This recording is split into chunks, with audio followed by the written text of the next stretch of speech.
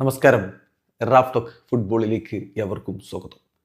FIFA best പുരസ്കാരം ഇന്നലെ ഖത്തറിൽ സമ്മാനിച്ചു. അതോടൊപ്പം തന്നെ ഫിഫ ബെസ്റ്റ് 11 പ്രഖ്യാപിക്കുകയും ചെയ്തു. Best men's 11. അതിൽ ശ്രദ്ധിക്കേണ്ട കാര്യം, കൂടുതൽ താരങ്ങൾ തീർച്ചയായിട്ടും PSG നിന്ന് തന്നെയാണ്. ആ ഒരു ചാമ്പ്യൻ ടീമിൽ നിന്ന്. അതായത് ഗോൾ കീപ്പർ ജിയാലുഗി ഡൊണാരുമ, അദ്ദേഹം പോയ സീസണിൽ PSG ഇപ്പോൾ സിറ്റിയിലേക്ക് മാറിയെങ്കിലും ഈ അവാർഡും കാര്യങ്ങളൊക്കെ പോയ സീസണിനെ ബേസ് ചെയ്തിട്ടാണ്.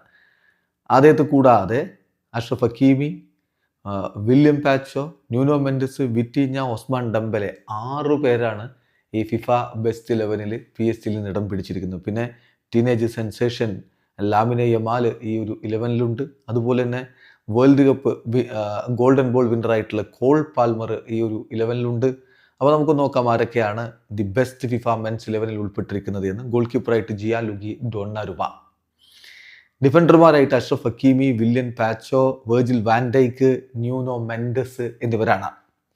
മധ്യനിരയിലേക്ക് Cole Palmer, Vitinha, Pedri, Jude Bellingham. മുന്നേറ്റ നിരയിൽ ഒസ്മാൻ ഡംബലയും ലാമിനെ യമാലും. ഇതാണ് സ്ക്വാഡ്.